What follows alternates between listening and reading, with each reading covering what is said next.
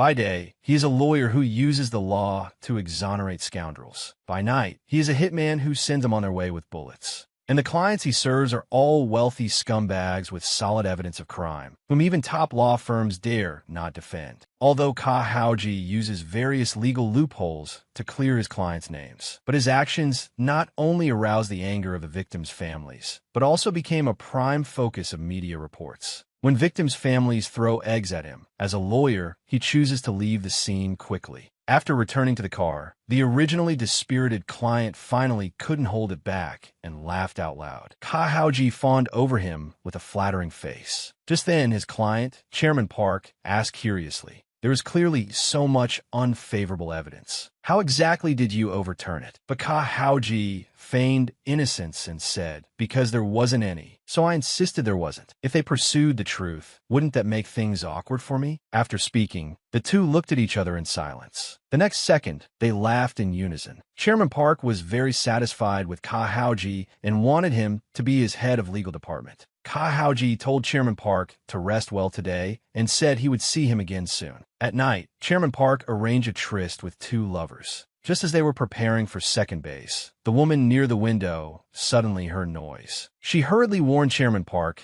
that someone was coming from outside. The visitor was none other than Kahauji. He claimed he was just passing by on a walk. Chairman Park, who was making out, looked confused. This was the 34th floor. He then angrily asked Kahauji why he was there, since the work was finished. Kahauji explained, "Didn't I say I'd come find you again? And this time, it's because of a new commission." Chairman Park sat up, confused by the commission mentioned. Kahauji quickly added, "It was my oversight. I forgot to explain it to you in advance. This case isn't entrusted to a lawyer." Chairman Park grinned and said, "I don't know what's going on, but you've got the wrong person. Dogs should only eat dog food. If they dare to covet human food, they'll be torn to shreds." At this, Kahauji said in a deep voice, "Chairman, in a certain industry, there's a famous saying, those who only master knives are third-rate. Those who master all weapons are second-rate." Chairman Park broke into a cold sweat, recalling he had heard this before. A story about someone who could kill even using an octopus leg. Kahauji continued, "As for first-rate, it is said they can use anything in the world as a weapon." Chairman Park steeled himself and roared, "Come at me then, first-rate. Let's see if the octopus is faster or the knife." Just then, Kahauji assembled a gun and said with a puzzled look, "What are you talking about? I'm third-rate." Seeing this, Chairman Park quickly dropped the katana and raised his hands in surrender. "This is too unfair. You're a lawyer, not a hitman." Kahauji pondered for a moment and said, "Both a lawyer and a hitman. Simply put, a hitman lawyer." The reason he works as both a lawyer and a hitman starts with this story. In this country, there exists an organization called the Glory Club. Publicly, it claims to be a group serving humanity. In reality, it is a dark force that even provides murder services. Kahauji, codenamed Lou, he was a volunteer who lived off their wages. One day, he suddenly had a thought. How long would he live like this? If he dedicated his whole life to this, he would at most rise to B rank. Kahauji had never seen an existence as powerful as Pedro. To him, that was just an illusion. Glory Club C rank, number 16, was the limit of his ability. Although he was doing work where he could die at any moment, he really didn't know what else he could do. Passing by a sushi restaurant, he thought about how he only knew how to use a knife and considered working there. Then he saw a promotional ad. The only chance to change your life is to become a lawyer. But Kahauji didn't take it to heart. He had seen plenty of scammers selling courses like this. It only works for those who are truly suitable. Surprisingly, he seemed to possess a talent he didn't know about. The talent for studying. He actually became a lawyer. He was ecstatic. For him, as long as he didn't have to risk his life, making a living with a pen was just fine. Afterward, Kahauji used the money he earned risking his life to open his own law firm. He thought he just had to earn money safely. However, 5 months later, he hadn't received a single commission and was burdened with loan interest. Just as he was looking for a place to rest in peace, he unexpectedly received a huge commission. Soon, Kahauji went to the prison to meet the client who hired him. It's just that his client, Zhao Dotsan, was trash that all other lawyers had given up on. However, Zhao Dotsan wasn't polite to Ka Haoji, the only one who accepted his case. He accused, "Why are you so late? Handle it as soon as you get the money. Don't want to make money?" Ka Haoji told him to take back his words. But Zhao Dotsan asked disdainfully, "What if I don't?" Veins popped out on Ka Haoji's face. Suppressing his anger, he said, "I've become a lawyer now, so I can only tolerate up to 3 times." But Zhao Dotsan asked him what would happen the 4th time. "What can you do, you cowardly wimp?" Suddenly, Ka Haoji stabbed a fountain pen viciously into the back of Zhao Dotsan's hand. His body shot forward violently, one hand choking his neck tightly. He glared, "Even if I risk my own life, I will pierce the throat of a bastard like you." At this point, Zhao Dotsan was already streaming with tears, promising he would be careful in the future. But Ka Haoji didn't stop. "You little brat, how dare you use informal language with your elders?" Just then, Zhao Dotsan's voice rang out, interrupting his fantasy. It turned out everything just now was merely Ka Haoji's imagination. He desperately needed this huge commission fee to keep his law firm running. He had to apologize proactively, swearing in his heart that one day he would kill Zhao Dotsan. He then sat down and explained to Zhao Dotsan, "This case is difficult even for a judge to handle. The situation is clear. You hit a passerby, leading to their death. The whole process was captured by cameras." Zhao Dotsan said indifferently, "So what? Getting me released is your job." Ka Haoji shook his head. "There's no other way unless the victim agrees to a settlement." Zhao Dotsan interjected, "Isn't that a way? Go make that guy agree to settle." Ka Haoji cursed silently. "If you were him, would you agree?" Afterwards, Ka Haoji set off for the victim's family's home. On the way, he couldn't help complaining. What crazy person would agree to settle with a murderer of their relative? Should I just go back? But he had lived on the battlefield for 15 years. A settlement stamp was nothing. Not long after, Ka Haoji finally met the victim's son, Kim Ji-hoo. But even though Ka Haoji knelt to show sincerity, Ji-hoo mercilessly told him to leave. Ka Haoji had to take out the settlement agreement. As long as you sign, there's a settlement fee of 1 billion won. That's money that would take 42 years to earn, even saving 2 million won a month. As Ka Haoji spoke, several feet suddenly appeared near the window. Uninvited guests were approaching, but Ka Haoji and Ji-hoo were unaware. At this moment, Ji-hoo spoke, "Just sign the agreement, and there will be 1 billion won in the account. If it were you, mister, could you forgive the monster who killed my father and dumped him in a river?" Ka Haoji froze. After all, if it were him, he wouldn't accept a settlement either. Just then, the door was banged on violently, breaking the moment of calm. The 2 burly men who entered were there to collect a debt from Ji-hoo. Ka Haoji immediately saw through this overused cliché. Although Ji-hoo repeatedly explained he had no money and never borrowed any, the other party was relentless. Ka Haoji suddenly interrupted in a deep voice, "Can we talk?" Yu Taeshik, unsure if he was an acquaintance, looked suspicious. But soon, Ka Haoji raised his hands apologetically, quickly clarifying he was just a passing lawyer. Then he picked up his briefcase and turned to leave. Yu Taeshik watched his retreating figure and said Ka Haoji looked more like a hitman than a lawyer. Ji-hoo also began to suspect this strange uncle's true identity. After leaving Ji-hoo's house, Ka Haoji quickly contacted Zhao Dotsan and reported, "I tried my best to persuade them, but the victim's family is still grieving and won't give in for now. But opening people's hearts is my specialty. They will definitely change their attitude later." But Zhao Dotsan interrupted him directly. "No need for that trouble. Those 2 fake debt collectors will succeed."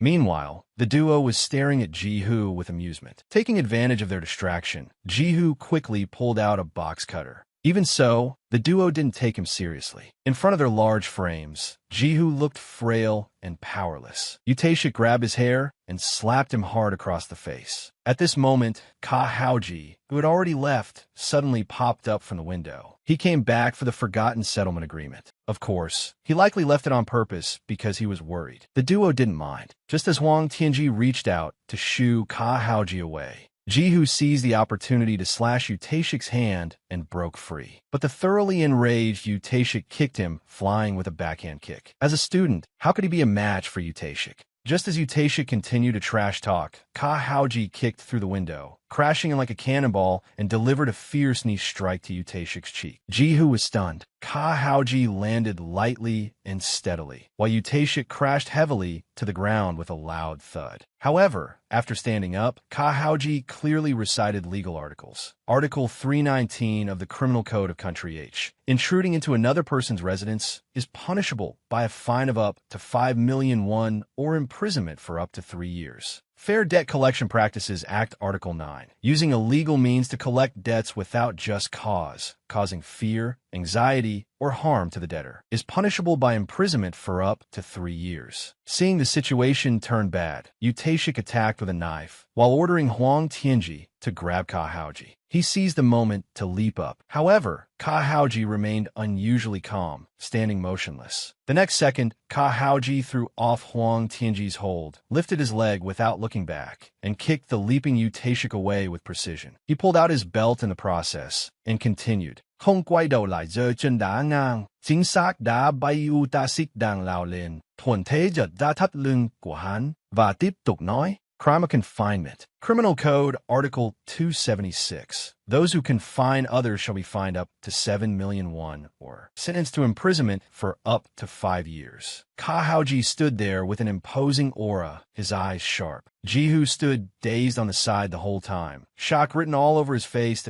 I paid a lot to get this hairstyle done, and you dared to mess it up. Do you know how scary it is when a murderer, no, a lawyer gets angry? Your harassment and threats were asking for humiliation. The total fine should be 42 million won, but I didn't call the police, so taking this will suffice. Also, I secretly recorded the whole process of your illegal detention, violent debt collection, and abuse. The audio is very clear. If you want legal advice, come find me. Take it, student Jihu. You're lucky to have lawyer brother by your side. But from now on, stay alert. Hold a proper funeral for your father and send him off well. As for these bastards, I'll call the police and throw them out. Just as Ka Haoji was about to step out the door, Jihu suddenly shouted from behind. Mister, Ka Haoji said annoyedly. I told you I'm not Mister. But Jihu continued on his own. Mister, you're not a lawyer at all, are you? Hearing the other party call him Mister again, Ka Haoji turned around abruptly, shouting excitedly that he wasn't. Realizing what he said, he quickly explained, I'm not a mister. I am indeed a lawyer, but I'm not just. Treat me as a lawyer for now. Jihu said with a serious expression, Mister. The veins on Ka Haoji's forehead throbbed faintly, but he heard Jihu continue, I commission you. Ka Haoji looked at him in surprise. Jihu respectfully handed over the money he just got. Zhao Do-san, the man who killed my father. Please help me kill that bastard. Ka Haoji quickly waved his hands to refuse. Student Jihu, I'm only here to handle the settlement agreement. You should go to the police for this kind of thing. Brother is just a lawyer. I have to go first. Hearing this, Jihu stood there in disappointment, his eyes dimming. Ka Haoji, in a moment of panic, subconsciously walked towards the window he had kicked open. He quickly steadied himself, muttering that he should walk out naturally. He then nervously walked towards the door, defending himself. I actually went the wrong way. Life is about making small mistakes. After all, doors are two-way. Suddenly, he stopped, a brilliant idea flashing through his mind. Why didn't I think of that? First, I give his settlement money to Jihu to reach an agreement. Next, I go to court to defend Zhao Do-san and get paid as a lawyer. Then I take the commission paid by student Jihu using the settlement money to kill Zhao Do-san as a hitman. That means I can earn double the money. That's a huge double commission. Jihu was still standing there in a daze. Ka Haoji handed him his handkerchief and said, Please wipe your tears, my client. I, Lawyer Liu, will ensure that guy is eliminated cleanly for you. The next morning, Jihu arrived at Ka Haoji's law firm, only to be stunned by the scene before him. It looked more like a criminal's den than a law firm. Finally, he gathered his courage and stepped onto the floor where the law firm was located. As soon as he arrived at the door, he heard miserable screams and cries for help from inside. He turned abruptly, thinking he must flee immediately. But he didn't take another step because he clearly heard words about tearing people apart and selling them coming from inside. Jihu gritted his teeth and turned back, thinking he had indeed misjudged this person. He looked like a gangster from the outside, no different from other criminals. After making up his mind, he rushed into the room to stop the atrocity. Although he closed his eyes in fear, he held up his phone and shouted that he had called the police. But when he opened his eyes, he was completely stunned. Ka Haoji was standing in front of the TV. The sounds he heard were all from actors in a drama. Jihu quickly apologized. So you were hitting the TV. Ka Haoji explained the TV was too old and only showed a picture when hit. Jihu smiled awkwardly. You won't hit me, right? After clearing things up, Ka Haoji let Jihu sit on the sofa and handed him a cup of coffee reserved for VIPs. He told him to drink it. It was Maxim mixed coffee, 2 sticks. Looking at the coffee, Jihu couldn't help saying, Mr. Lawyer, shouldn't you swap your coffee with the VIP clients? Ka Haoji explained, that cup is too bitter and bad for health. Students your age should drink something sweet to keep your energy up. Can we start handling this matter? If we want to kill Zhao Dotsan, we must first get Zhao Dotsan released. But there's a very big problem here. As you know, his crime is quite obvious. All details of the crime have been fully recorded, as if on purpose. Simply put, it's impossible for this guy to be released. Jihu couldn't help complaining. You can actually say that so self-righteously. But Ka Haoji kept him in suspense. But brother has a way. Aren't you curious? The method to change the absolutely impossible situation. Student Jihu, I'm lawyer Ka Haoji. The answer should be about ready. Jihu never expected that he had done so much investigation in advance. Just as Jihu wanted to free Zhao Dotsan quickly, Ka Haoji told him to calm down. Because even though I said that, there's no way to let him escape. Even with a settlement, criminal punishment cannot be prevented. Drunk driving, hit and run, and even abandoning the body. The entire criminal process was clearly recorded on surveillance. Even the president couldn't get him out of this case. What should I do? I plan to earn double fees and complete a double commission. My perfect plan went wrong from the first step. Jihu asked, but in movies, undercover agents infiltrate the scene to tamper with evidence. Do you do that too, mister? Ka Haoji immediately corrected, brother is a lawyer. Tampering with evidence is something secret agents do, right? Suddenly, a brilliant idea flashed through his mind. He grabbed Jihu's hand excitedly.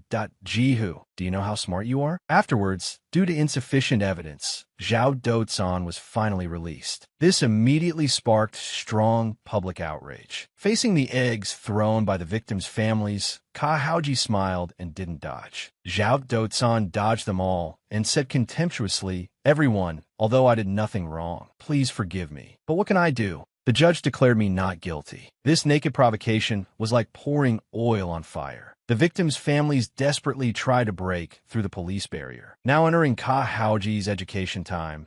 In court, the power of evidence is indeed awe-inspiring. Country H practices strict evidentiary adjudication. But conversely, as long as there is no evidence, you're safe, no matter what you did. With my superb hitman skills and awe-inspiring legal knowledge, infiltrating and tampering with evidence is a piece of cake. Just then, a shout came from behind. Lawyer Ka Haoji. Turning to see who it was, Ka Haoji asked quickly, were you calling me Prosecutor Han Junji? The person was Prosecutor Han Junji, who was in charge of the case. He had just returned from training in the U.S. He always talked about protecting justice, and his name even sounded like justice. Mr. Ka Haoji, although I don't know what methods you used, please don't forget that one day you will stand in the defendant's dock. Ka Haoji perfunctorily replied, of course, very likely. Then thank you for the reminder, Mr. Prosecutor. Loyalty. After school, Jihu rushed to the law firm and went straight to Ka Haoji. I've heard the news. What do we do next? But Ka Haoji said calmly, did you know? As soon as I appeared in court,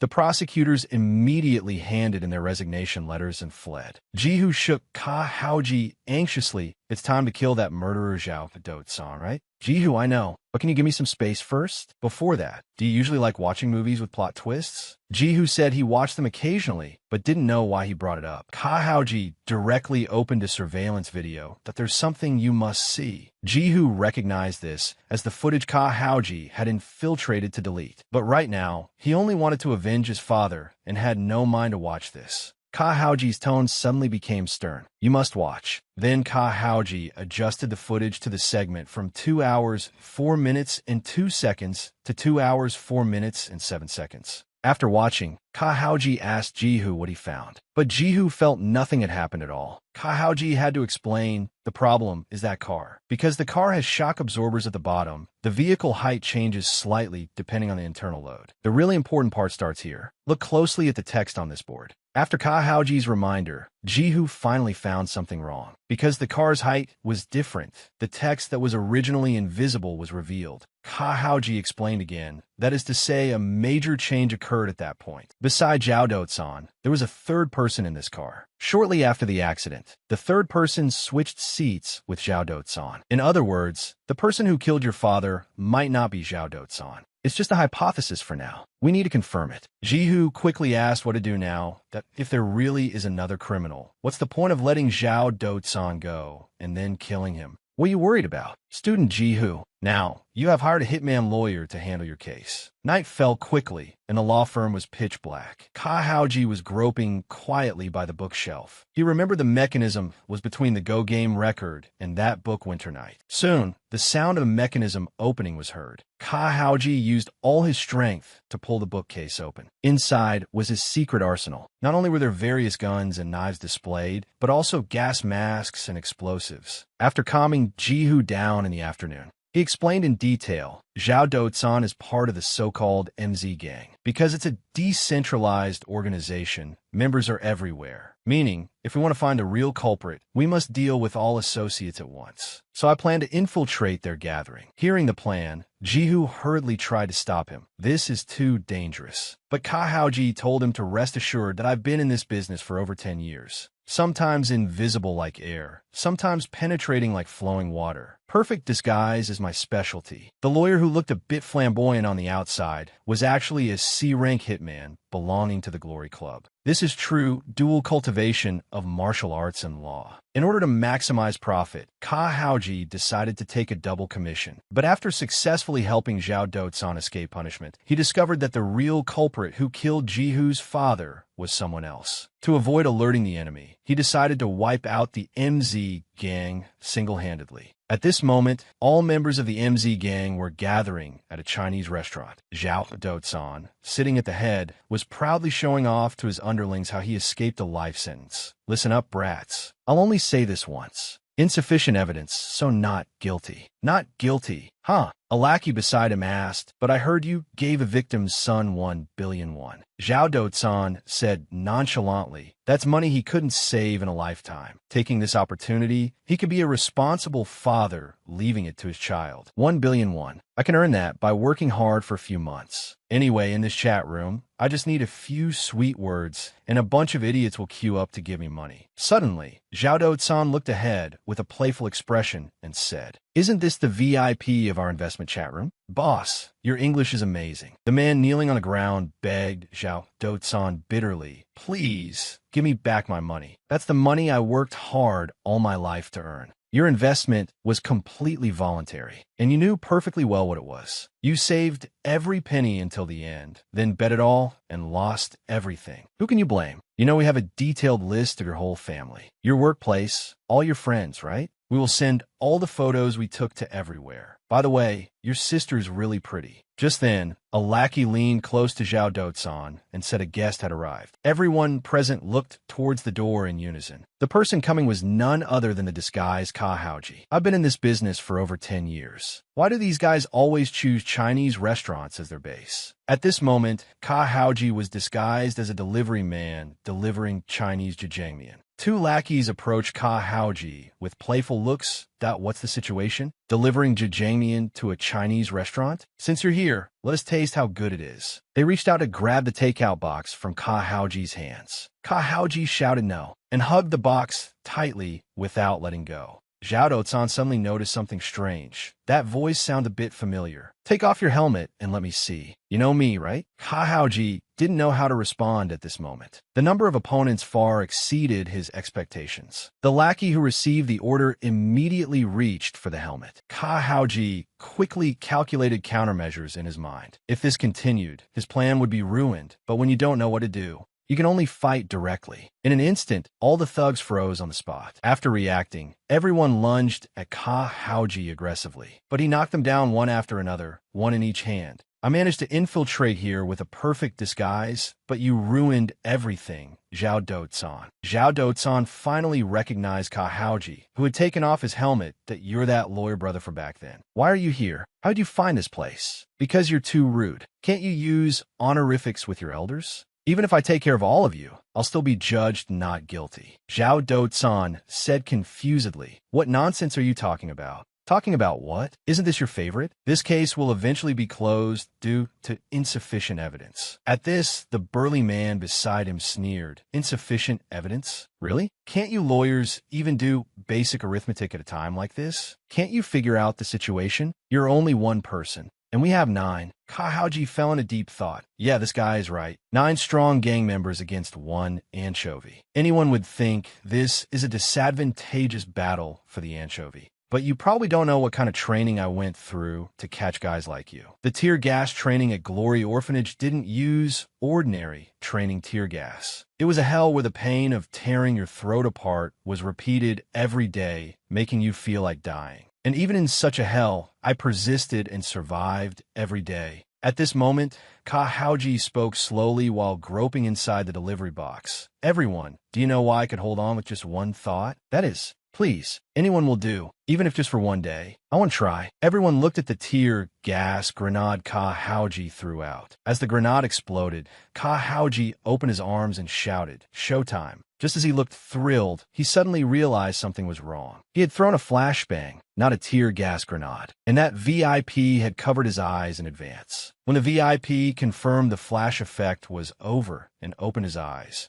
he saw Ka Haoji and the thugs all dancing a strange dance. Before long, Ka Haoji rubbed his eyes and said, "Thieves, this is why you're called punks." Even though someone argued it wasn't them, Ka Haoji insisted they must pay with blood. Zhao Dotsan widened his eyes and cursed. "You son of a bitch, begging for mercy is useless now. I'm really going to slaughter you." All the thugs lunged at Ka Haoji in unison. Zhao Dotsan said in a deep voice, "If you had just honestly obeyed the law, you could have lived a long life. You can't end all this alone." But he suddenly noticed something wrong. Ka Haoji stood motionless, emitting an extremely dangerous aura. He stammered, "Wait a minute." But 2 lackeys had already leaped into the air, pouncing on Ka Haoji. Seeing this, Zhao Dotsan finally shouted, "Everyone wait a minute." But the next second, Ka Haoji's fists had already blasted out like cannonballs. The 2 instantly flew back. Ka Haoji said coldly, "Crime of threat. Anyone who commits threats or dangerous acts against others shall be punished with a fine of up to 5 million won and imprisonment for up to 3 years. After a burly man smashed a wooden chair at Ka Haoji, he took the opportunity to hug him tightly. Another man in black charged with a wooden stick. Ka Haoji remained calm and said, "Crime of extortion. Anyone who extorts money or benefits through threats shall be sentenced to a fine of up to 20 million won or imprisonment for up to 10 years. Hearing a few crisp cracking sounds, the thugs fell to the ground one after another. Ka Haoji landed steadily.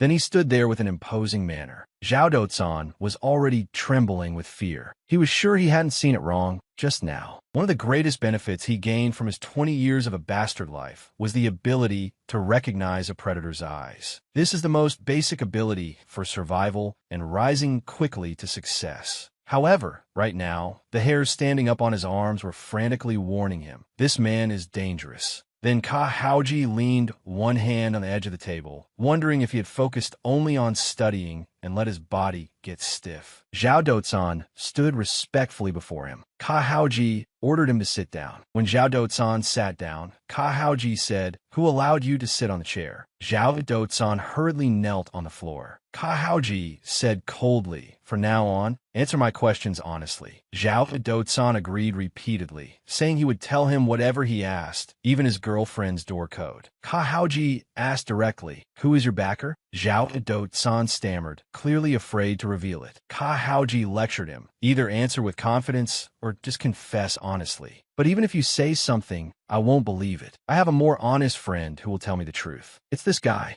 Seeing the lock screen wallpaper, he couldn't help but narrow his eyes and say, "Sorry, Nuna." He touched it, and Ka Haoji opened Zhao Dotsan's social media interface. His eyes suddenly widened. It was a post showing off a gold watch and a luxury car. It came from an advertisement called Stock Reading Room. It promised 500 profit. Ka Haoji couldn't help but complain, these brats are always causing trouble. Suddenly, he found what he was looking for. In the chat history, he saw a familiar face. The corners of Ka Haoji's mouth lifted. Looks like things are going to get quite interesting. Early the next morning, Jihu came to the law firm to ask about the situation last night. As soon as he approached the door, he shouted, "Mister, I'm here." Ka Haoji sat on the sofa and complained. "You never thought about calling me Hyung, did you?" But seeing Jihu, he still smiled. "Our student Jihu is here. Today I specially recommend Max Platinum Blend Coffee." Jihu said bluntly, "Mister, you should drink the blend coffee yourself." After the two sat down on the sofa, Ka Haoji said seriously, "The matter is more complicated than imagined. I will only explain it once, so listen carefully." Ka Haoji pointed to the paper on the table and said, "This is the organizational structure chart of Zhao Dotsan's gang."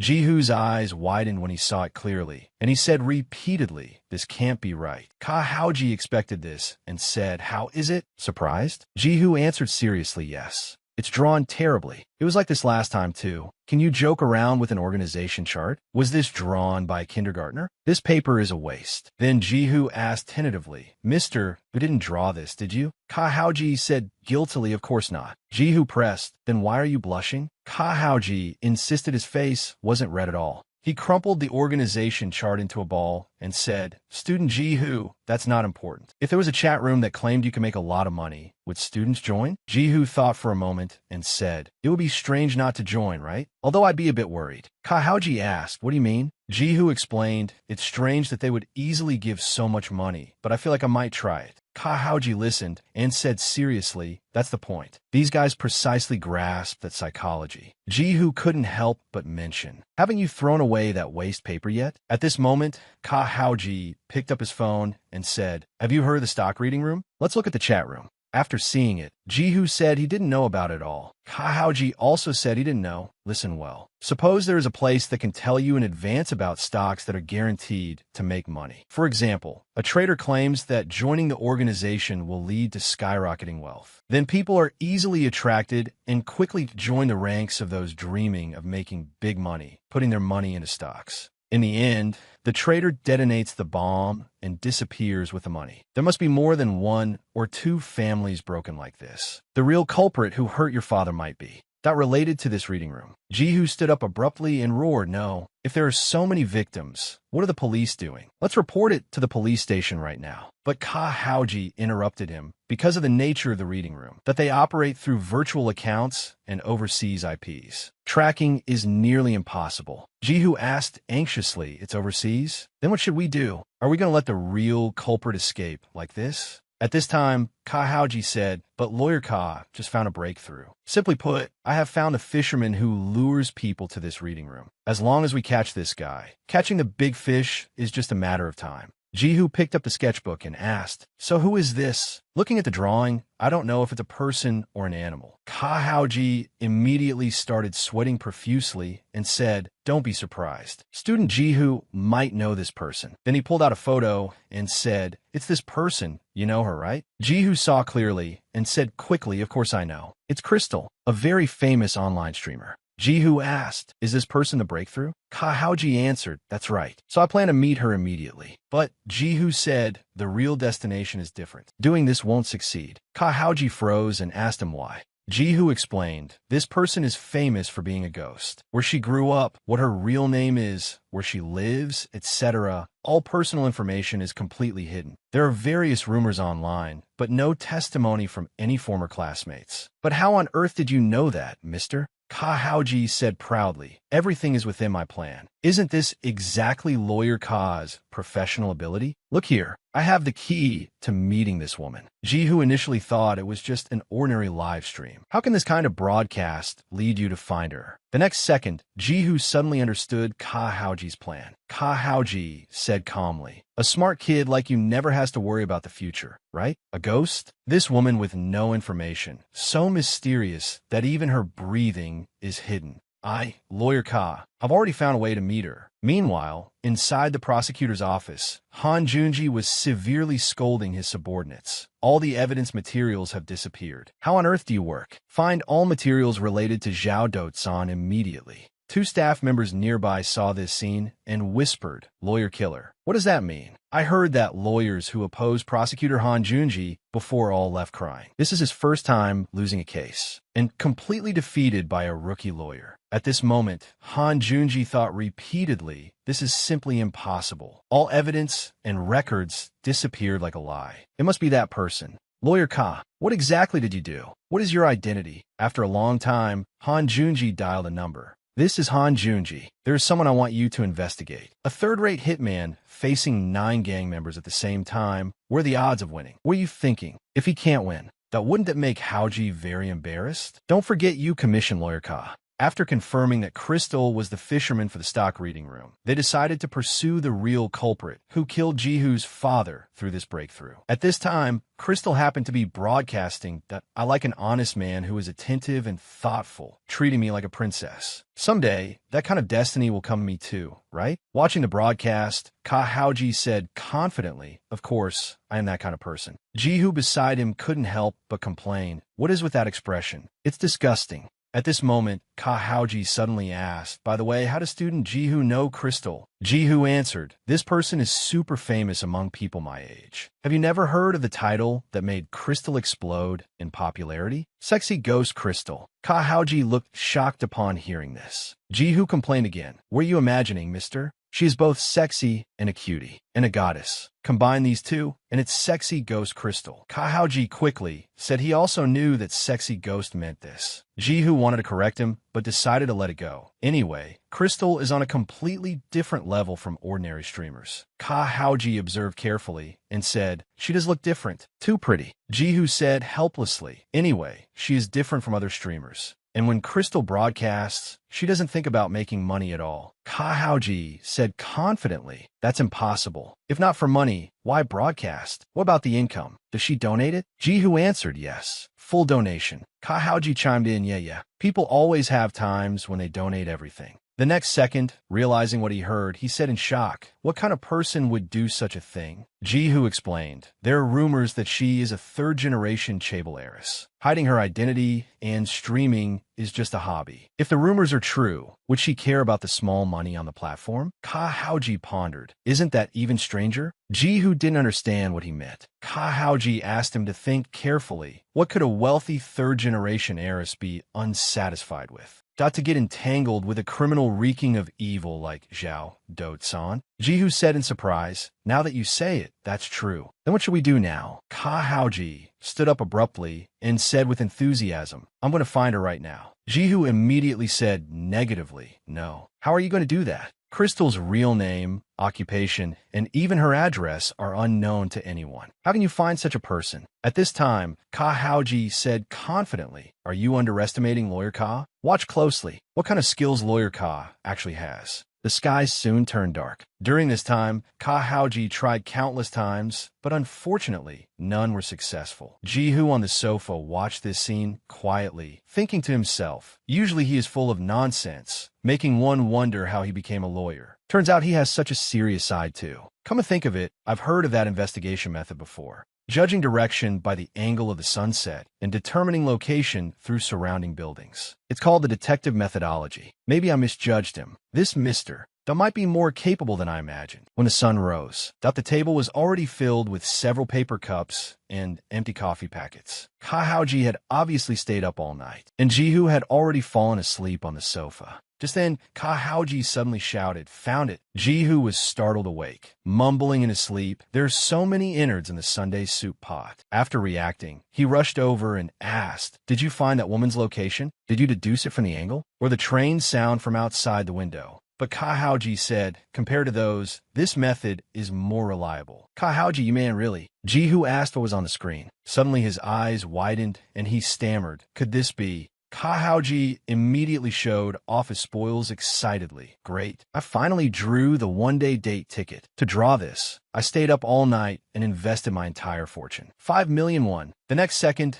Jihu punched Ka Haoji in the head and cursed, "Mister, did you stay up all night just for this?" After calming down, he thought for a moment, although the method is a bit strange. Anyway, we found a way to meet. At this time, Jihu raised another problem. When you try to dig into her relationship with Zhao Dotsan or the reading room, they will definitely cut off the clues and run. But Ka Haoji told him not to worry about that part. Jihu asked why, puzzled. Ka Haoji smiled. He said he already had a clever way to avoid her suspicion. Shortly after, outside a high-end restaurant, several passers-by suddenly stopped, their eyes fixed. In front of them was none other than sexy Ghost Crystal. Looking at Crystal's exquisite appearance, the passers-by couldn't help but whisper in admiration. She looks even more beautiful in person. The camera can't capture her real proportions at all. But who is she waiting for? Could be a boyfriend? Suddenly, they noticed someone walking towards Crystal. That really Crystal's boyfriend? What kind of guy is he? 100 Middle Eastern tycoon and handsome guy. They saw the man approach Crystal and say, "Miss Crystal, I am Haoji 123, who has the one-day date appointment today. I heard your ideal type is a man who is attentive and thoughtful like treating a princess." Hearing the voice, Crystal quickly turned around to greet him. Jihu was secretly observing nearby. At this time, the disguised Ka Haoji asked gentlemanly, "May I be allowed to escort you, miss?" Jihu shouted in his heart, "Mister, that's been out of style for a long time." On the way, Ka Haoji asked her, "Did it take much time to come here? Please let me escort you when you go back. I know a good intercity bus company." Crystal quickly declined and explained it only took an hour to drive here. Hearing the whole process, Jihu thought to himself, she was completely on guard from the start. What intelligence can a mister get from someone like this? Can I trust him? Soon they arrived at the reserve restaurant and sat down. Ka Haoji had long prepared a strategy to avoid awkwardness on a first date with a woman. The first chapter of pleasing a woman is to show masculine charm. At this time, Ka Haoji said, "Such a thick steak is too cruel for your delicate and tender lips. Let me help you chew. Chop it up, okay?" Crystal smiled reluctantly and thanked him. Suddenly, a sharp light flashed in Ka Haoji's eyes. In an instant, he waved the table knife, creating several cold glints, and precisely cut the steak into neat strips. Then he handed it to Crystal gentlemanly. Looking at the terrible appearance of the steak, Crystal still smiled reluctantly and thanked him. Jihu, not far away, couldn't help but complain, "Is that yucko raw beef?" After the meal, Jihu followed them all the way, thinking that the mister was suspicious no matter how he thought about it. Jihu screamed internally. He's basically just enjoying the date. Soon it was time for the date to end. Ka Haoji continued to say goodbye like a gentleman. Crystal also said she had a great time today. Just as Ka Haoji was constantly saying goodbye, Crystal quickly bowed to interrupt him.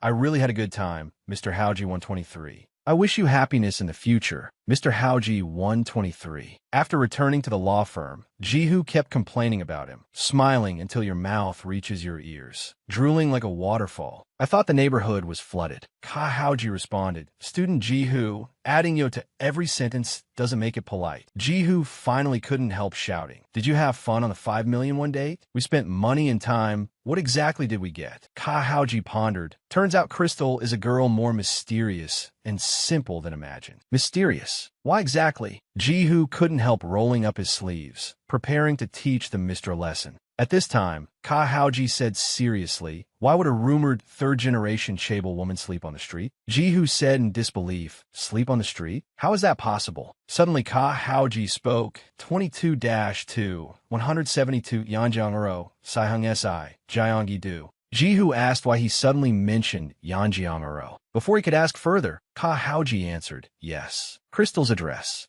Jihu said excitedly, "You actually found the address? How did you do it?" "I was staring at you the whole time, just like you were staring at Crystal and drooling." Ka Haoji quickly interrupted him. "Enough. Didn't I say? There are no women with secrets in front of me. The first point is travel time. When I asked if she needed an escort, she answered that driving takes only 1 hour. Although 1 hour might just be a casual remark, the coffee in her hand. At that time, I saw that cup of almost finished coffee and the soak cup holder and the completely melted ice cubes on top. So her saying the journey took an hour was not a lie. And that cup of coffee was from a local brand cafe not found in downtown Seoul. The final clue was her scent. That unique odor that couldn't be covered by Crystal's perfume. When powder contacts a reducing agent, a terrible smell fills the air. That woman obviously lives in a dying factory or somewhere nearby. moving 1 hour from where we dated. There's a blue coffee shop nearby. The dyeing factory is right here. Jihu said in surprise after listening. So that constant drooling was actually meaningful drooling? Kahaoji asked if he was doing it on purpose. Jihu said excitedly, then we must rush into that factory and seize the evidence before they run away. But Kahaoji said, not yet. Approaching rashly is too dangerous. Do you know the biggest characteristic of point organizations? It's being ready to destroy evidence and run at any time. By the time the police arrive, nothing will be left. To find clues about the real culprit, we must infiltrate the organization. Let me become a member of the organization. No, that takes too much time. At this time, Jihu said it was actually super simple. Kahaoji asked him what he meant. If suspicious people come, didn't you say they would cut off the tail and run? Then it's simple. Just infiltrate without making a sound. Kahaoji said helplessly, if you have to poop, then go poop. I'm not joking about that kind of thing, so go away. But Jihu indicated he was serious. You're good at this. At the Chinese restaurant, too. Kahaoji finally understood what he was referring to. He clenched his fist and said, my fist carries quite some weight. Jihu quickly said he didn't mean that. Then Jihu leaned close to Kahaoji's ear and mysteriously whispered his plan. After listening, Kahaoji instantly fell to the ground in shock. He asked excitedly, are you crazy? Can't do it. I won't do it. Even I absolutely cannot do it. The next day, Kahaoji arrived at the dyeing factory. Jihu reassured him over the phone, those guys won't suspect a thing. I will guide your speech the whole time. Kahaoji had to knock on the door of the dyeing factory skeptically. He clenched his fists tightly, firmly believing in his heart that this plan would absolutely not succeed. I will find another way and come back. At this moment, someone inside the dyeing factory shouted, which bastard is being so noisy early in the morning? Then a burly man opened the door and asked what the matter was. Kahaoji felt he was doomed, but since things had come to this, there was no other choice. He could only risk it all. Hello, Appa. This was obviously Jihu's honey trap plan. You didn't see it wrong. This is Kahaoji cross-dressed as a woman. Just last night, Kahaoji looked at Jihu in confusion. He pointed at the poster in his hand, then at himself. The next second, Kahaoji fell to the ground in fright and said, are you crazy? Do you think being a woman is easy? How can I be a woman? But Jihu answered, even an ant would arouse suspicion in that place. What would happen if a smelly man like you went in? Have you thought about it? Makeup technology is so advanced now that even a grandpa can turn into a high school girl. Plus, padding here and there. Simply flawless. Kahaoji quickly said, there are many other ways, like being a ninja. Okay, then I'll just turn invisible. Woof, woof, woof. But Jihu put his hand on his shoulder and said, Mister, trust me, you have that kind of face. Kahaoji asked in confusion what kind of face he was talking about.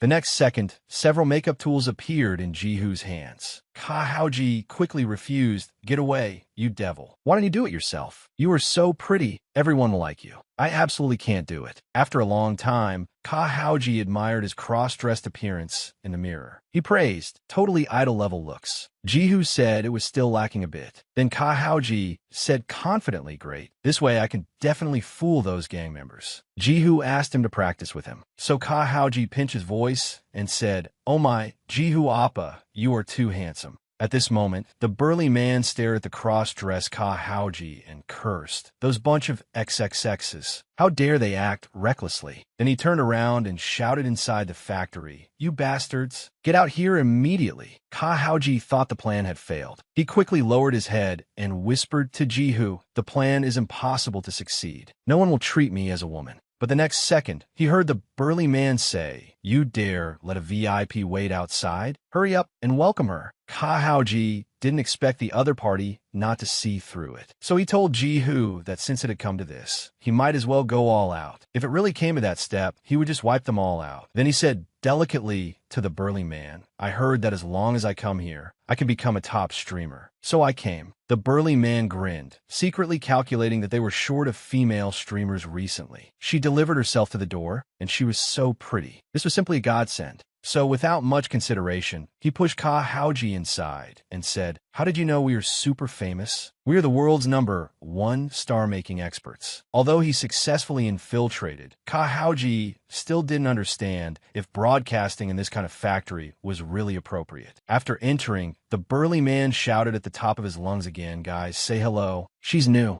Ka Haoji finally saw the true situation inside the factory clearly. There were visibly a dozen gang members, but broadcasting in this kind of place was too abnormal. He quickly told Jihu that he had successfully infiltrated, but there was a problem with this place. At this time, several men asked Ka Haoji to tell them his measurements. One of the guys even said if she was willing, he could help measure. Seeing this, Ka Haoji pretended to be cute and said, "Thank you so much. I am a new streamer Hylan. Next time I will come to you for measurements." The men, seeing him so open, said a hot girl has arrived. Let's get along well from now on. Seeing that they didn't suspect him at all, Ka Haoji breathed a sigh of relief, thinking this was going much smoother than expected. However, he had to hurry and find where Crystal was. Just then, the burly man walking in front suddenly stopped and said, thinking about it carefully, "Isn't this strange? How did you know this is a streamer studio?" Ka Haoji's heart beat faster with nervousness upon hearing this, not knowing what to do for a moment. But the burly man said if he didn't answer, hand over the phone. Jihu on the other end was also nervous for Ka Haoji. If he got caught here, everything would be over. Suddenly, Ka Haoji stuck out his hip, used his beauty again, and said with fake cuteness, "Dode-san Appa introduced me here. But he left me here and went away. I guess you didn't receive the message."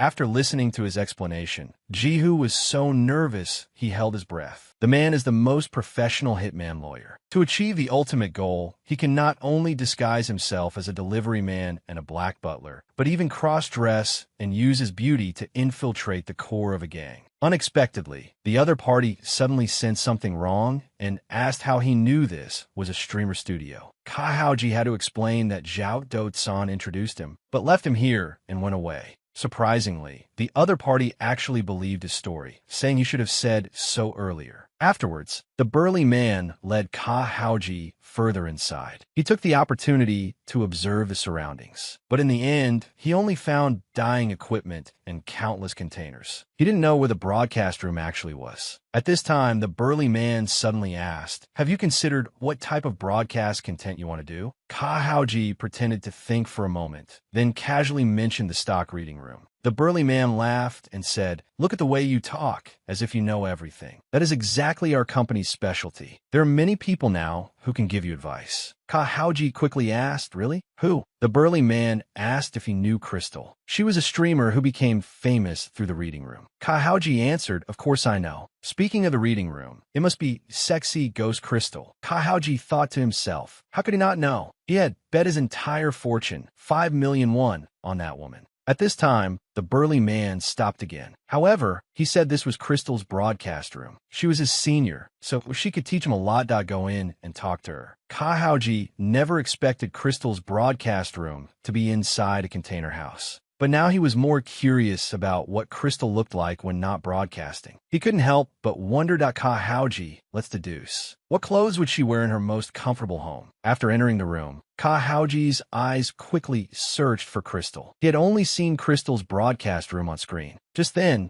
Ka Haoji's eyes widened, because the Crystal he saw was completely different from the person he dated yesterday. He held back from doubting, is this really Crystal? Is this the person from yesterday? The atmosphere is completely different from when broadcasting. No trace of hope can be seen on her haggard face. Ka Haoji had no idea what exactly had happened to this woman. When the burly man turned to leave, he told them to greet each other and instructed Crystal to teach the new girl some things. Suddenly, the burly man's tone changed. He told Crystal to pull herself together, unless she wanted to become like that again. Afterwards, Ka Haoji sat on the sofa, but no one spoke first to break the awkward silence. After a long time, Jihu couldn't stand it anymore and told him to actively find a common topic. Ka Haoji explained in a low voice, "Okay, first, to find clues about the real culprit, I need to get close to the target. And to do that, I need eyes that can see through others' hearts. This is my specialty." Then Ka Haoji approached proactively and said, "Excuse me, are you depressed?" But Crystal ignored him completely. Jihu on the other end couldn't help scolding him. Ka Haoji quickly explained he just wanted to find a common topic. Jihu had to tell him that this was simply rubbing salt in her wounds. Then Jihu asked him, do you know what to do when a woman is depressed? You need to share her pain and express your sincerity, mister. After listening, Ka Haoji finally understood he was too hasty. He only thought about how to deceive this person. Because he was too focused on completing the commission, he forgot the most important thing. Let me express my sincerity. Then he stammered, excuse me, do you like football? Jihu felt doomed upon hearing this, thinking, is this Mr. really a lawyer? Did he steal his license? He suggested Ka Haoji just beat them all up. But unexpectedly, Ka Haoji's words actually worked. Crystal smiled and answered that she was a Tottenham fan. She excitedly grabbed Ka Haoji's hand and talked endlessly about how much she liked the player's son Heung-min. Jihu had to spread his hands helplessly. He didn't expect this unreliable mister to actually guess Crystal's hobby by luck. Afterwards, Ka Haoji proactively amused Crystal. Uni, do you know? Since I was a recruit, everyone called me Ka Heung-min in the Army League. But actually, Ka Haoji was exempted from military service. With Ka Haoji's unremitting efforts, the previous haggardness could finally no longer be seen on Crystal's face. After a long time, Crystal wiped the tears from the corners of her eyes. She said this was the first time she showed her true self to others, and the first time she discussed herself for so long that team might sound strange. It feels like you're a friend I met yesterday. Ka Haoji thought, we did meet yesterday, just in another chromosomal form. I should get straight to the point now. She definitely knows who the mastermind is. But how do I dig out the real culprit's information? At this time, Crystal asked, your dream is to become a streamer, right? Ka Haoji answered, of course. I want to become the most famous streamer like Uni. Suddenly, Crystal opened her arms and asked, then can I hug you? Although a bit sudden, Ka Haoji hugged her. Crystal asked him, is today your first day? Ka Haoji answered yes. Just then, Crystal actually lowered her voice and told Ka Haoji to run away now. Star streamer? That's all bullshit. If you stay here, you will really die. So run away quickly now. Ka Haoji's eyes told himself this was true. They were doing dirty things, but sorry. Because of that, I can't back down even more. I went to great lengths to cross-dress. I'm gonna stick it out to the end. He quickly pulled back from Crystal's embrace and said, oh my, Uni. You don't know, Highland's dreams are big. At this moment, the hot coffee on the table was accidentally knocked over by Ka Haoji, and some happened to spill on his chest. Crystal quickly stepped forward and asked if he was okay. Ka Haoji said he had thick skin, so it didn't matter. But Crystal was still worried he would get burned if left alone. She quickly stood up to find new clothes for Ka Haoji to change into.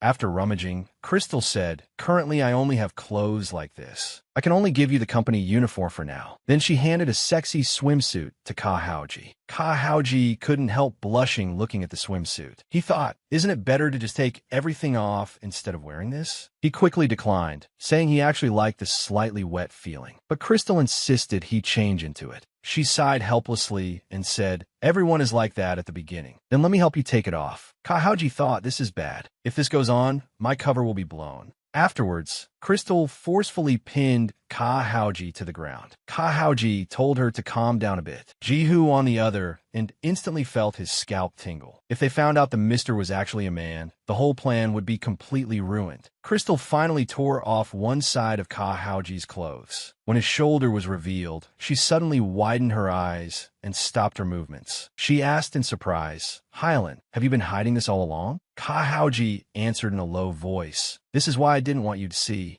It's like a canvas showing traces of all my battles. Do you want to hear my long and painful story? Crystal quickly pulled him into her arms and told him not to say anymore. It was all her fault. I didn't know the road you walked was so hard. You don't have to say it out loud. I will understand with my heart. Ka Haoji thanked her. Uni, you are really a gentle person. Although Jihu finally breathed a sigh of relief, he couldn't help but complain to the mister. Can you breathe a bit lighter? The microphone is getting fogged up by your breath. Meanwhile, Zhao Dotsan was locked up in the police station. He shouted that he was a victim. How can you lock up a victim like this? I told you another bastard framed us. Bring your superior in here. Just then, the door opened. Zhao Dotsan cursed. What the hell is wrong with you? What took you so long? If you took the job, you should have come immediately. But the person who arrived wasn't the lawyer Zhao Dotsan hired, but Han Junji. Zhao Dotsan quickly recognized him as Prosecutor Han Junji. He immediately changed to a fawning expression and asked humbly, why would a noble prosecutor like you take on such a shabby case? But Han Junji didn't give him a warm look and directly asked him to explain what happened. Zhao Dotsan suppressed his anger and explained, we got screwed by that lawyer. He was originally my lawyer, but I don't know if he took the wrong meds or what. He took all the evidence of our crimes and beat my brothers half to death." Han Junji interrupted him, asking incredulously, "A lawyer who fights?" Zhao Dotsan was trembling all over, tears even forming in his eyes. But he still explained, "Yes, and he's insanely crazy at it. It didn't even take 3 minutes for him to beat my dozen brothers like dead dogs." Han Junji fell into thought after listening. He didn't understand why a lawyer would do that. And for a lawyer to possess such high-level combat skills was suspicious in itself. What exactly is this guy hiding? Ka Haoji, who exactly are you?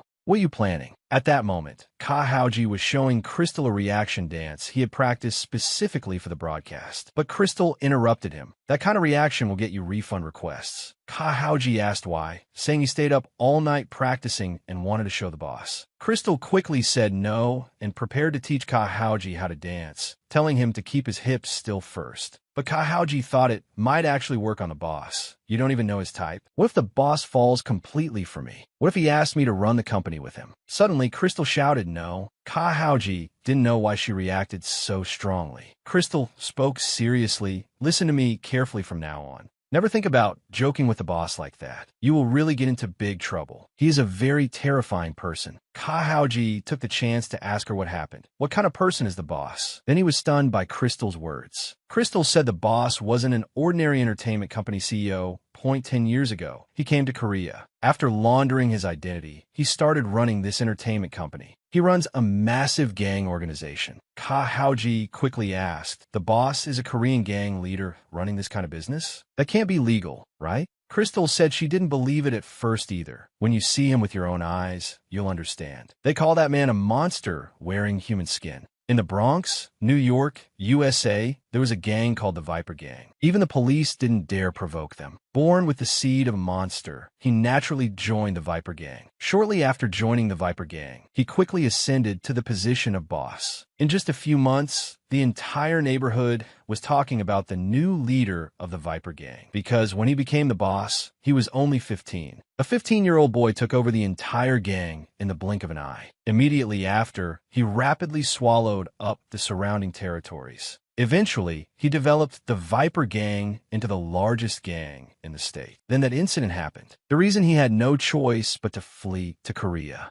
Back then, a man named KD was the Viper Gang boss's right-hand man. He was loyal and even willing to offer his family for the gang and the boss. That man was found as a corpse. He had 46 gunshot wounds on his body. The gang exploded instantly. It must be an assassination by a rival gang. But unbelievably, the one who killed him was none other than the Viper Gang boss whom KD had sworn to follow to the death. And the reason his right-hand man had to die, that was simply because he knocked twice when entering. You should have known the rules. Knocking twice means you're rushing me. Now you should understand, right? Though I guess you can't hear me anymore, because you're already dead. Not long after, he was arrested by the police. The judge asked if he had any last words. He actually joked that the judge was pretty. The judge sternly warned him if he knew his situation, but he just smiled and continued. What would it feel like to wear a prison uniform? Just as the judge was accusing him of daring to joke in such a place and preparing to punish him, he actually bit his own tongue. The guards rushed forward to check the situation and called an ambulance. Soon, he was sent to the hospital for treatment. The guards at the door discussed how he was as crazy as the rumors said, to attempt suicide by biting his tongue in court. We have to be extra careful. There's a reason he became the boss of the Viper Gang at that age. There must be things we don't know. Just then, the white guard interrupted the black guard. He stared into the hospital room in shock and asked, "What is that?" At that moment, not a soul could be seen in the room. The window was wide open. They rushed in to check the situation, but couldn't find anyone anywhere. When they went to the window and looked down, they were shocked. That man had actually jumped down. Remember, this is the 8th floor. After that, he vanished without a trace, evading the surveillance network and fleeing to Korea. On the way, he killed a person and stole their ID. After laundering his identity and undergoing plastic surgery, he began operating in Korea. Shortly after, he established an even larger criminal organization. The gang's second-in-command just knocked twice, leading directly to his death. And this was just because the boss thought he was rushing him. Yet, after such a perverted boss was brought to court, he actually bit his tongue, trying to commit suicide. Who would have thought that right after surgery, he would jump straight from an 8th-floor hospital room? and during his escape, he stole a passerby's ID. After laundering his identity and undergoing plastic surgery, he began operating in Korea. Shortly after, he established an even larger criminal organization. And this person is Crystal's boss. This BJ agency is just one of many businesses used to raise funds. Ka Haoji asked in confusion, is such a thing really possible? Does he actually go around proclaiming such things? Crystal replied that she heard it from the boss herself. Everyone who knows the boss knows, but it will never leak to the outside. Sure, go ahead and talk about me. But once you do, you and your whole family are dead. Hearing this, Ka Haoji said worriedly, Uni, can you really tell me this? But Crystal said she would die by his hands sooner or later anyway. And if it's you, Hyland, it's okay. Anyway, when the boss comes, I will give you this signal. So never let him notice you. If you catch his attention, who knows what will happen. So, suddenly, shouting was heard from outside. Ka Haoji quietly opened the door crack. He saw the gang members scrambling to clean the scene. He wondered why those thugs were so nervous. Could it be that the boss is here? Just then, Ka Haoji's eyes widened. He stared ahead in disbelief. How could he be here? The arrival was surprisingly Prosecutor Han Junji. A thug next to him followed fawningly, saying, as you can see, it's spotless here. Han Junji said he was there to verify some things. Seeing them approach, Ka Haoji quickly hid. How did he know I was here? Did Zhao Dotsan snitch? I need to run. At this moment, Han Junji told the thug he was looking for someone. The thug said, just say the word, and we'll pull out every cockroach for you. Suddenly, Han Junji stopped walking and looked ahead in surprise. Unexpectedly, he ran right into Ka Haoji, who was preparing to slip away. Ka Haoji quickly calculated in his head what to do. Don't tell me this bastard recognized me. Damn it, should I kill him right now? Forget it, I'll risk it. Immediately, he stammered to Han Junji, I am completely a woman, you know? I'm not the kind of person you think. I don't know what's in your head, but this is a huge misunderstanding. Just a moment ago, Crystal poked Ka Haoji's back as he was preparing to slip away. Ka Haoji looked back at her nervously, unsure what she meant. But Crystal's finger was pointing outside. A second later, he suddenly realized and understood Crystal's hint, because Crystal had explicitly told him earlier that she would give this signal when the boss arrived. At that time, he must leave immediately, because no one knew what the boss would do upon seeing him. That's it, understand? If you see this signal, that man is the boss. Seeing Crystal make this gesture, Ka Haoji had only one thought in his mind. This is simply too crazy. Completely insane. A complete lunatic. After killing his own gang member, he infiltrated Korea, completely laundered his identity, re-established a criminal organization, and continued engaging in illegal activities. Even after a hit and run, he shamelessly kept his mouth shut. That crazy bastard is actually Prosecutor Han Junji. Even comics wouldn't dare write this. At this time, the thug introduced Ka Haoji to Han Junji, saying he was new and introduced by Brother Dotsan. Ka Haoji turned his head and thought, looks like this kind of hooligan can be useful at times like this. I promise to reduce your sentence by 1 year, from 100 years. After hearing it was Zhao Dotsan's introduction, Han Junji felt a bit suspicious, but didn't pay it much mind. He turned to leave. He ordered his subordinates to guard this place well, as he was keeping a close eye on it. Ka Haoji, having escaped disaster, rejoiced that Han Junji didn't recognize him. I need to leave here quickly before I run into this guy again. Suddenly, Han Junji stopped and said, wait a moment. The subordinate beside him wasn't sure if he was talking to him, but unexpectedly, Han Junji turned to Ka Haoji and said, can we talk alone? Ka Haoji cursed internally. At this moment, Crystal grabbed Ka Haoji's hand. She lowered her voice and said, Hyland, don't go with him. I told you it's really dangerous. Although Ka Haoji didn't understand what exactly made Crystal so panicked, that he now had more reason to stay and investigate. The stench of this place was worse than he imagined. A completely closed space filled with guys of unknown backgrounds. If everything Crystal said is true, the person manipulating all this from behind is Prosecutor Han Junji. Then Ka Haoji let go of Crystal's hand. He turned back to comfort her, saying he would definitely return. Then he strode forward. He was eager to walk right into the belly of this beast. I'm very curious what this dear prosecutor wants to tell me so mysteriously. Afterward, Han Junji took Ka Haoji to an office. He opened by asking if he wasn't curious why he brought him here. Ka Haoji replied, you are an excellent prosecutor, so there must be a reason for calling me here. Then Han Junji asked if he knew what kind of place this was before coming. Ka Haoji said, of course. This is the best broadcasting platform. Suddenly, Han Junji walked behind Kahaoji and said in a low voice, "Even so, you still want to broadcast here? Even knowing I am a feared prosecutor? I think this question is a bit too impolite for a first meeting. So, let me see your bag."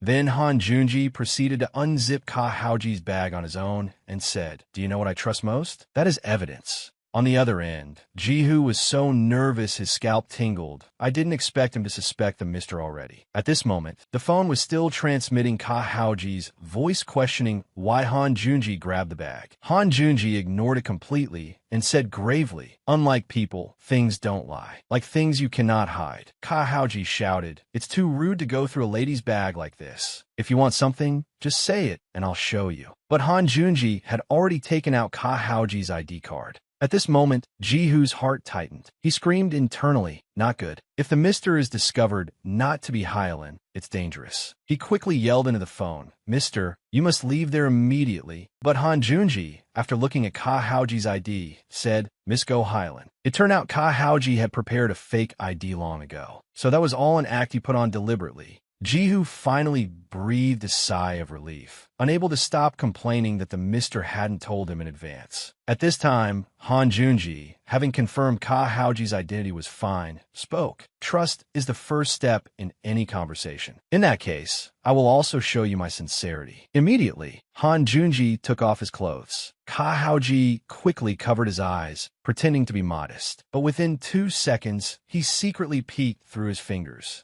Then he said with an awkward expression, "Appa, it's a waste for you to be a boring prosecutor when you're this handsome. Stop it, put your clothes back on." But Han Junji said coldly, "Do you think this is funny? Now listen well. Since you already understand what kind of person I am, and I finally know your true identity. From now on, I will know where you live, who you live with, who you contact, what kind of work you've done, and even what underwear you wear. Do you understand what that means? From now on, until I give further instructions, that you will never escape from the palm of my hand." Afterward, Jihu on the phone expressed confusion. He fled to Korea to wash away his past and could have quietly been a prosecutor. Why does he have to get involved in criminal activities again? But Kahaoji also couldn't figure out this Han Junji, who played a righteous, paranoid prosecutor on the surface but led a criminal organization behind the scenes. But to prove he is the real culprit of the hit and run, we need evidence. Of course, he surely tried to erase all traces. That guy's attention to detail is bordering on pathological. Jihu didn't think there was any evidence left. He asked the mister what to do now. At this time, Kahaoji said, "I discovered something very interesting. When I sneaked into the police station to clear Zhao Adot-san's name and desperately destroy all evidence, I noticed something strange. There was actually bloodstain on the wheel spokes under the steering wheel. Generally, when a traffic accident occurs, an unbelted driver instinctively steps on the brake and usually hits that spot. There was blood there. This means that is the evidence left by the real criminal while driving. Back then, we couldn't know whose blood it was, so it couldn't serve as evidence. But the situation is different now. As long as I can get a little of Han Junji's blood, we can compare it with the blood on the wheel spokes." But just as Kahaoji stepped out the door, someone called him. "Hey, new kid." Kahaoji quickly asked, "What do you handsome oppas need me to do?" One of the thugs said they had a welcome party. Whenever a new member joins, we always give them a special welcome together with the big boss. Kahaoji immediately responded happily, "You guys are so nice. Then let's go over there." At this moment, Crystal put her hand on Kahaoji's shoulder and said, "Sister will go over there first. You go rest a bit. I have urgent business to discuss with the oppas." Seeing this, Kahaoji had to let Crystal go first. But he said he let Crystal go first only because he was a new member. However, as Crystal left with that thug, her body was already trembling uncontrollably. Soon, Crystal arrived at the door of a room. The man in the room turned around and said happily, "Is Hylan here? I've been waiting for you for a long time." But seeing it was Crystal, he asked sharply, "Crystal, why are you here?" The man was the subordinate who had been following Han Junji earlier. Crystal explained, "Hylan is not feeling well right now. If there's anything to say, I will convey it." But the man said coldly, "Don't pretend you don't know what I want. You should have heard enough of what I have to say. You've been away for a while. Did you miss our little welcome party?" Crystal immediately trembled all over, but forced herself to stammer. That child doesn't know anything. The next second, her legs gave out, and she fell to the floor, but she still grabbed the man's clothes, begging him to let Kahaji go. But the man violently threw her off and said, "You crazy woman. Do I have to beat you to wake you up? Looks like I have to tell you again today. Then tell Hylan again. Or this works too.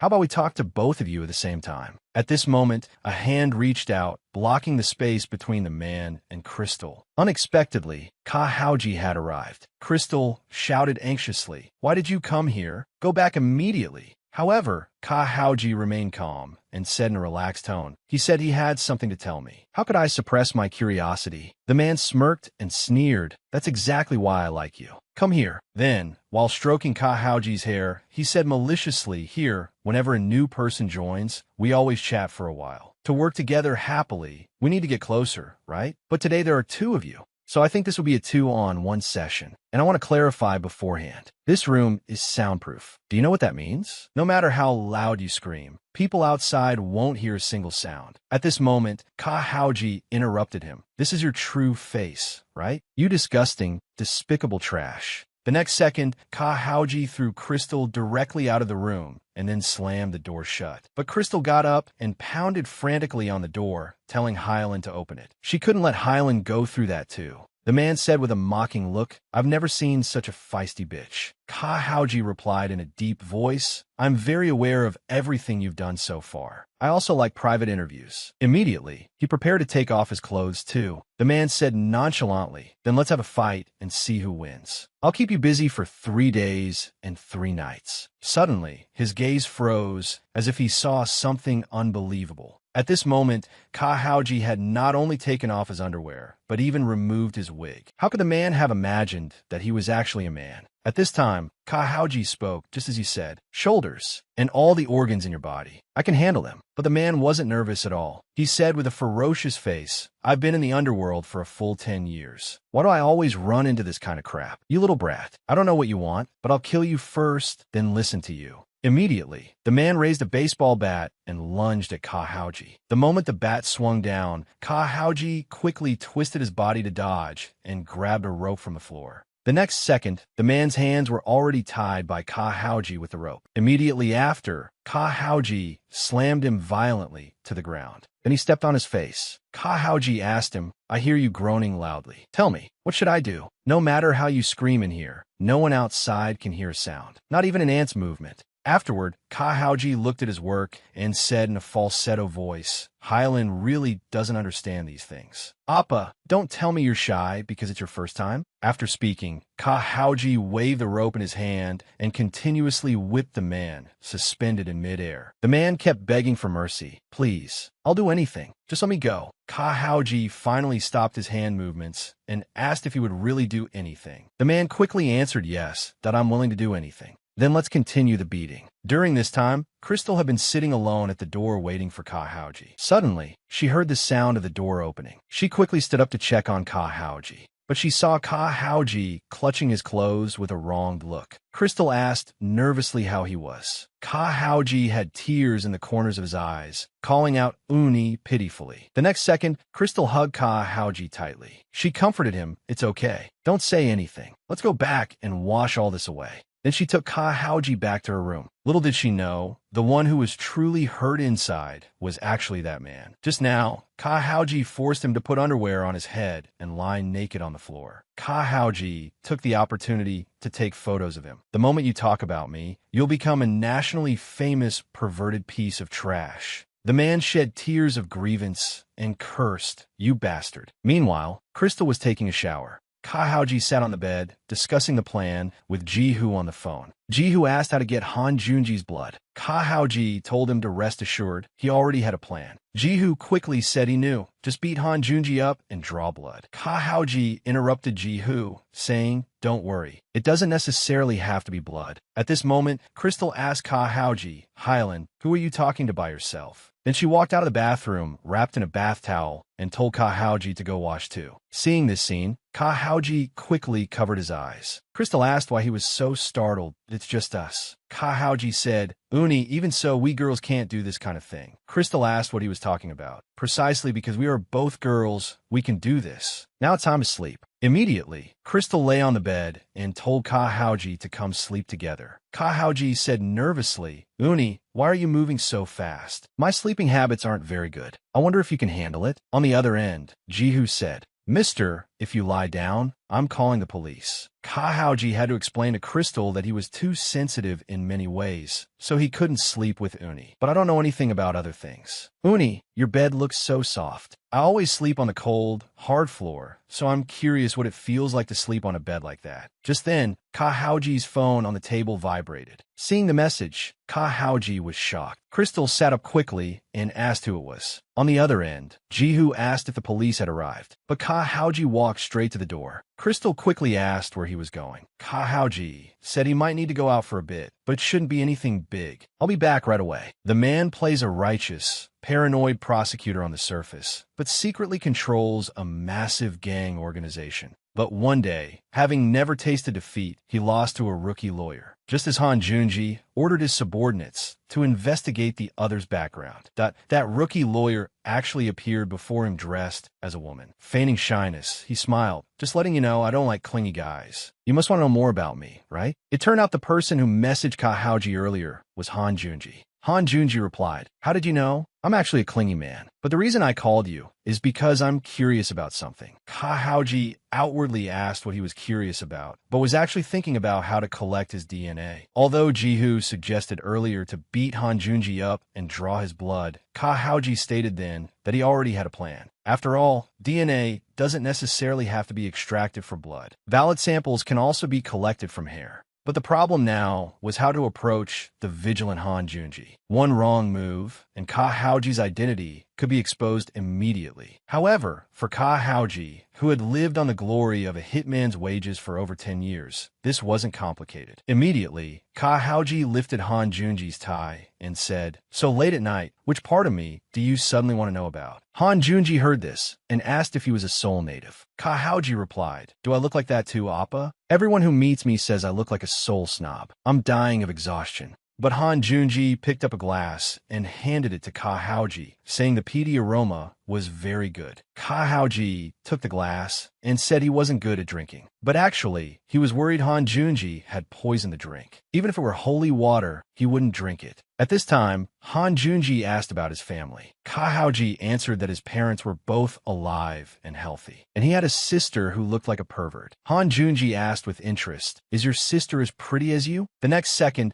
Kahaji leaned close to his ear and whispered, It's a secret, but our faces look very alike. Saying that, Kahaji placed his hand on his chest and continued, But here, I am more, so we can't share clothes. As soon as he finished speaking, Kahaji patted Han Junji's shoulder again. What am I even saying? It's nothing to brag about, but people just love to misunderstand. Just pretend you didn't hear it. But this was just the appetizer. Next was the correct way for a professional woman to hook a stupid man. Kahaji deliberately tripped over his own foot. Then, using the momentum of the stumble, he pinned Han Junji onto the table. Although this was all to make the plan go smoothly, Kahaji was disgusted by Han Junji from the bottom of his heart. Just then, Han Junji's eyes turned fierce, and he asked sternly, Is this fun? Are you not getting off yet? Seeing this, Kahaji quickly stood up and apologized. But inside, he secretly thought, Go ahead and act scary all you want. I've already collected your hair sample anyway. After standing up, Han Junji patted his clothes and said coldly, You ruined the taste of this drink. Sit down and let's talk. Afterward, Kahaji asked Han Junji, I'm also curious about something, but I don't know if we're close enough to ask this. Appa, you must be busy with prosecutor work every day. Why do you still run a facility like this? After all, if you just quietly work as a prosecutor, you can be respected for life. Isn't that great? Hearing this, the corners of Han Junji's mouth curled into a cold smile. He spoke slowly. Everyone has things they are good at and things they truly like. Do you understand what I mean? Being a prosecutor is what I'm good at.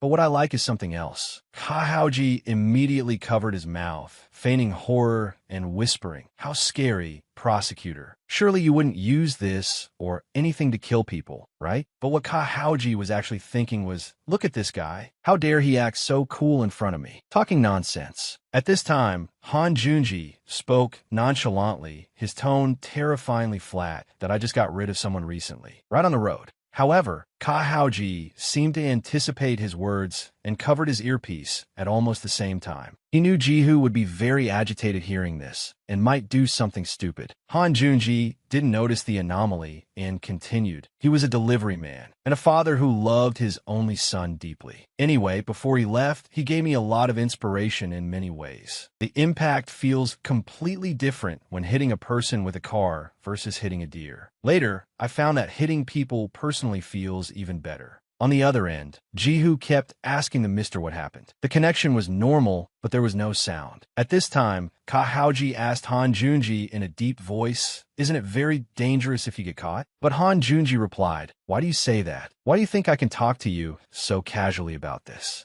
Jumping into a fire pit just for fun, without considering the consequences, is what amateurs do. I am a prosecutor of the Ministry of Justice of this country. When this kind of thing happens, I am the one facing the case on the front line. And if any evidence appears, I am the most suitable person to erase it. A famous prosecutor. Afterward, Han Junji said he had said everything he needed to say. The conversation ended there. He told Ka Haoji to go sleep in Crystal's room tonight. However, Ka Haoji's goal for this trip had been achieved. Using this hair, he could prove Han Junji was the real culprit who killed Jihu's father. But now there was a tricky issue. How to get Crystal to take off this collar and escape this place with him. Just then, Ka Haoji had a flash of inspiration. He suddenly realized that it turns out there was such a simple method all along. Immediately, Ka Haoji turned around and asked Han Junji, "Is this car yours?" Ka Haoji was holding a car key, wanting Han Junji to take him for a drive. Hylan has never sat in such a nice car before. How about we go for a drive now? Just the two of us. After all, under such strict surveillance, sneaking out was nearly impossible. If we can't sneak out, we'll just leave openly and grandly. Wanting to show off a car like this is a man's instinct. You must be itching to show it off, right? Come on, take the bait. Han Junji.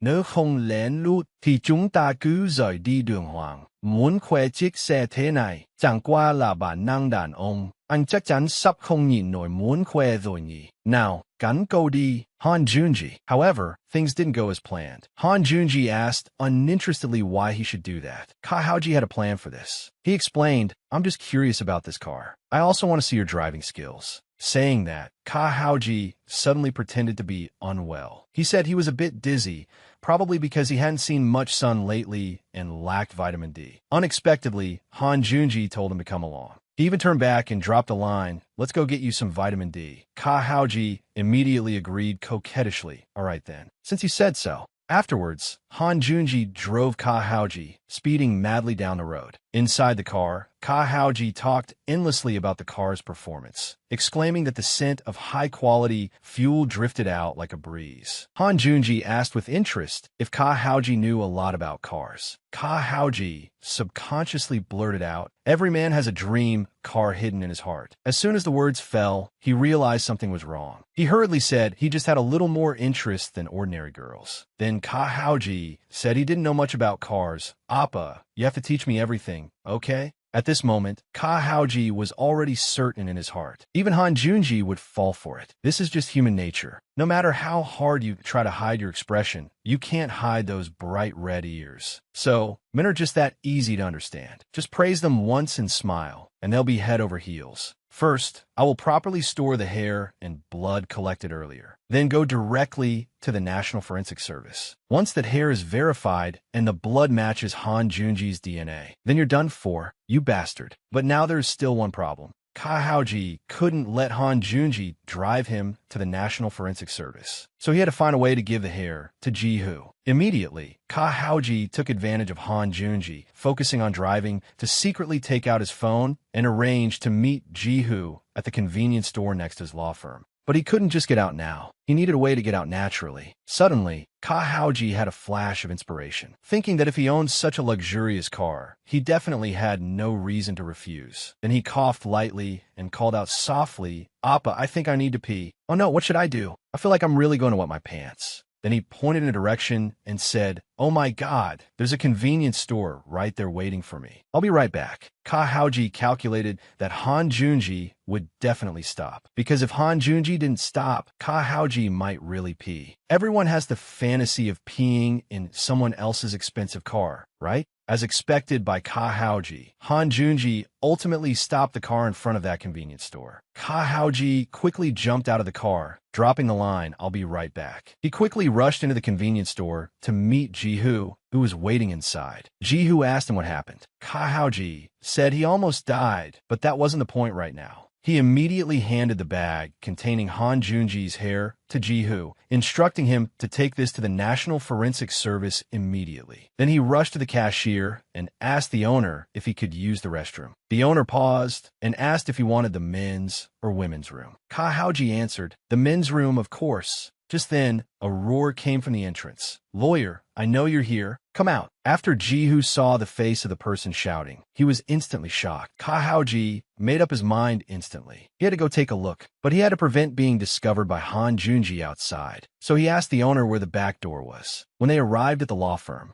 the two looked incredulous, unsure how they knew about this place. The ones who found their way here were actually Yu Tae-sik and Hwang Cheon-gil. They were the ones who pressured Jihu for debt that day. The duo stood up, approached, and said, "Finding guys like you is our specialty." Then Yu Tae-sik said to Jihu, "I was diagnosed needing 780 weeks of treatment. I have to stay in the hospital until my 60th birthday party. Where's that big lawyer of yours right now?" Ka Haoji didn't expect not to be recognized. Although he wanted to kill them, if his cross-dressing was discovered, it would cause a lot of trouble. At this time, Yu Tae-sik had already walked straight up to Jihu. Jihu hurriedly replied, "The mister is busy, so he won't be coming today." But Yu Tae-sik grinned, "Don't worry. There's a super simple way to make the lawyer show up." The next second, Yu Tae-sik's face leaned close to Jihu. He suddenly raised his hand and said viciously, "We just need to beat you until you die." Seeing this scene, Ka Haoji had no choice. He would have to beat them half to death and then make them lose their memories. Just then, someone grabbed Yu Tae-sik's wrist firmly, stopping his movement. The person who came was actually Han Junji, but Yu Tae-sik didn't seem to recognize Han Junji, asking if he was a lawyer too. Ka Haoji didn't expect this guy to come in of all times. He didn't know what to do now. Jihu on the side was already dumbfounded. This was the first time he had seen Han Junji with his own eyes. At this moment, Han Junji's eyes glanced at Ka Haoji, asking him, "Is this the restroom?" Ka Haoji looked embarrassed instantly, explaining that it was too noisy just now, so he ran over to take a look. But he thought to himself, it seems Han Junji doesn't know this is his law firm. He must get him out quickly. Han Junji adjusted his glasses and said, "This is a place of business. Please leave quietly now. Otherwise, I will call the police for trespassing." However, Yu Tae-sik said with a face full of disdain, "Are you friends with that lawyer bastard? Then let's die together today." Han Junji warned Yu Tae-sik with a cold face to stop provoking him from now on. But Yu Tae-sik didn't care, provoking Han Junji about what he could do to him. Before his voice fell, Han Junji's fist was already heading straight for the bottom of Yu Tae-sik's chin. In an instant, he threw several consecutive punches at Yu Tae-sik. In no time, Yu Tae-sik fell heavily to the ground. Han Junji stepped on him and said coldly, "I will find out all your personal information, where you live, who you live with, and who you are in contact with. All the crimes you have committed will fall into my hands without missing a word." At this moment, Ka Haoji's eyes suddenly widened, because what Han Junji was holding in his hand was actually his ID badge. Ka Haoji could only pray in his heart that Han Junji would smash this ID badge. Otherwise, Han Junji would know this is his law firm through this ID badge. However, things didn't go as planned. Han Junji's gaze swept over the ID badge and happened to see Ka Haoji's name on it. Afterwards, Han Junji let Hwang Cheon-gil and Yu Tae-sik escape. He didn't expect things to be so coincidental. Then Han Junji spoke. "It seems our lawyer Ka Haoji works in a place that never sees the light of day. Since I'm here, I should at least see his face once." He asked Jihu if he could help call Ka Haoji now. Jihu made an excuse. "I think he definitely doesn't have time to answer the phone right now." But just then, Han Junji suddenly grabbed Jihu's hand. He said, whether Ka Haoji answers the phone or not, we'll know when we call. Call him now, in front of me. Jihu didn't know his purpose, but calling him Mr. Now would expose him. At this time, Han Junji said helplessly, it seems I made an unreasonable request. Before Jihu could react, he reached out and grabbed the phone from Jihu's hand. Jihu hurriedly rushed forward to snatch the phone back. But he also knew clearly in his heart that he had no ability to take anything back from Han Junji's hands.